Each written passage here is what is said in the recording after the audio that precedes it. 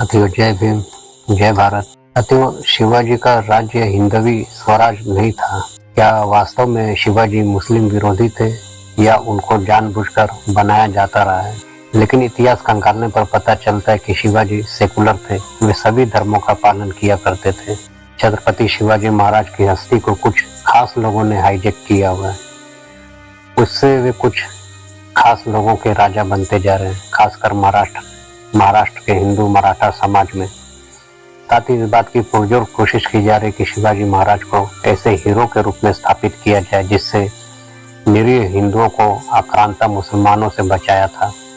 शिवाजी ने हिंदवी स्वराज नामक शब्द का उपयोग और प्रयोग कभी नहीं किया, बल्कि उन्होंने रयतेचे राज्य अर्थात रैयत का राजा, जनता का राज्य यह कहा है। और इसके विपरीत उल्टे मुहावरे गढ़ दिए गए कि शिवाजी न होता तो होती सुनता सबकी, सुनता का मतलब खतना होता है। इस नफरत भरे प्रचार से सबसे ज्यादा नुकसान होता है शिवाजी की विरासत का। यह जानकर हैरत होगी कि अपने अंध भक्तों के कारण खतरे में पड़े इस राजा को बचाना एक रैशनलिस्ट तर्कवादी गोविंद पानसरे 26 नवंबर 1933 को उनका जन्म हुआ और मृत्यु 20 फरवरी 2015 को। गोविंद पानसरे जमीन से जुड़े कार्यकर्ता थे और तरह तरह के जमीनी आंदोलन चलाकर वे समाज सुधार की भरसक कोशिश किया करते थे। जातिवाद के खिलाफ लड़ने के लिए अंतर्जातीय विवाह को बढ़ावा दिया। अंधविश्वास से लड़ने के लिए महाराष्ट्र में अंधश्रद्धा निर्मूलन एक्ट बनवाने में योगदान दिया और टोल नाकों के खिलाफ प्रदर्शन किए। लेकिन उन्हें सबसे ज्यादा जाना जाता है शिवाजी कौन होता। शिवाजी कौन थे नाम की एक किताब के लिए दरअसल यह एक भाषण था जो उन्होंने 11 मई 1987 को कोल्हापुर में दिया था। शिवाजी को एक दूरदर्शी सेकुलर राजा के रूप में स्थापित करने वाले इस भाषण को इतना महत्वपूर्ण समझा गया कि पानसरे से कहा गया कि भाषण को एक किताब की शक्ल दे दे। पानसरे ने अपने भाषण को दुरुस्त किया और अपनी कई बातों के लिए रेफरेंस जोड़े। उनकी वे बातें जो साबित करती हैं कि क्यों शिवाजी एक हिंदू राजा नहीं बल्कि शिवाजी सबकी परवाह करने वाले जानता राजा, जनता के राजा थे। शिवाजी की सोशल इंजीनियरिंग वर्ण व्यवस्था ने लोगों की जिंदगी को नर्क बनाया था। खेतों में काम करने वाले कुंभी मजदूरों का हाल बुरा था। शिवाजी ने इन लोगों को अपनी फौज में लिया। इससे इन लोगों को फक्र से जीने का मौका मिला। इसके साथ ही फौज में भी यह भावना जगाई कि चढ़ाई करते वक्त किसी के खेत न उजाड़े जाए। उन्होंने गुलामी प्रथा भी रुकवाई। शिवाजी के शासन से पहले समान कर व्यवस्था नहीं थी। गांव की अर्थव्यवस्था पर ब्राह्मण लोगों का कब्जा था। वे लोगों को से मनमाना टैक्स वसूला करते थे और कई बार तो ये लोग जमा हुआ पैसा आगे भेजते भी नहीं थे।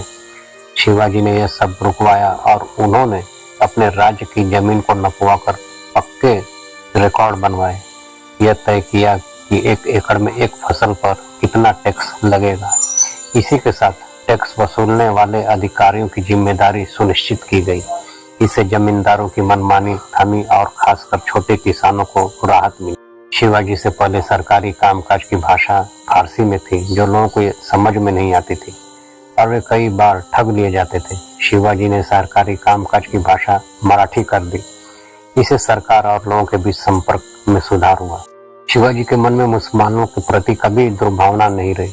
उनकी फौज में सबसे खास सरदारों में से एक दरिया सारंग दौलत खान था।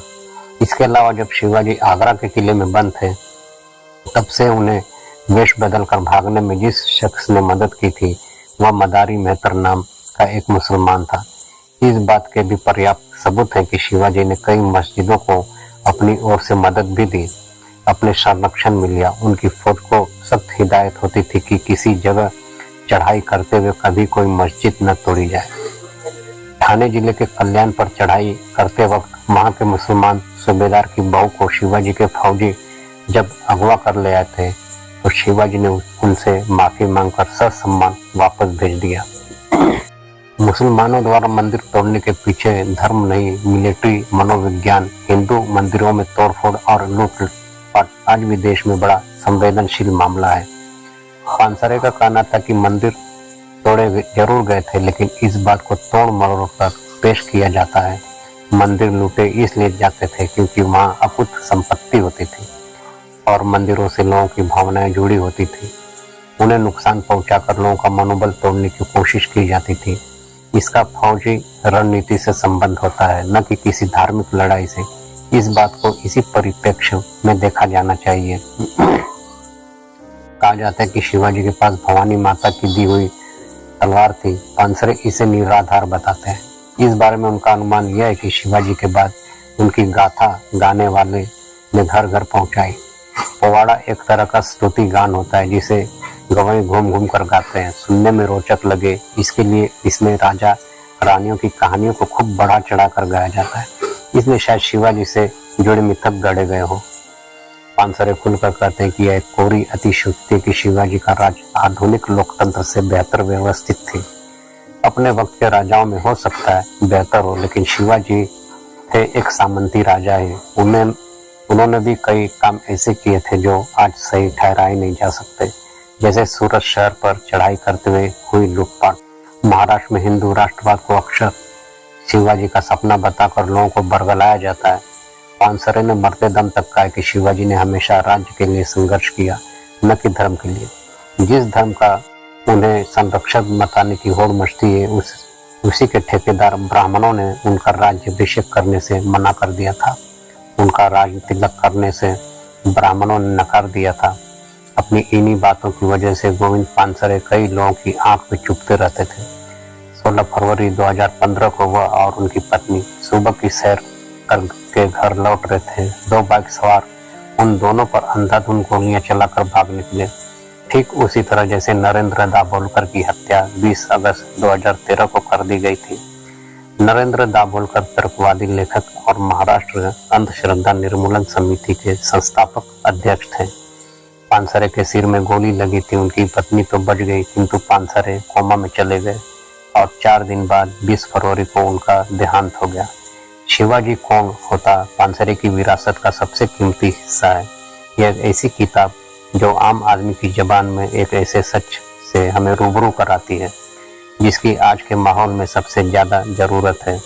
सत्य शोधक पानसरे जी की यह किताब इतनी क्रांतिकारी है कि इसके कारण ही आरएसएस के ब्राह्मणों ने उनकी हत्या की और अब मराठा लोग इस किताब को बांटकर शिव जयंती मना रहे हैं।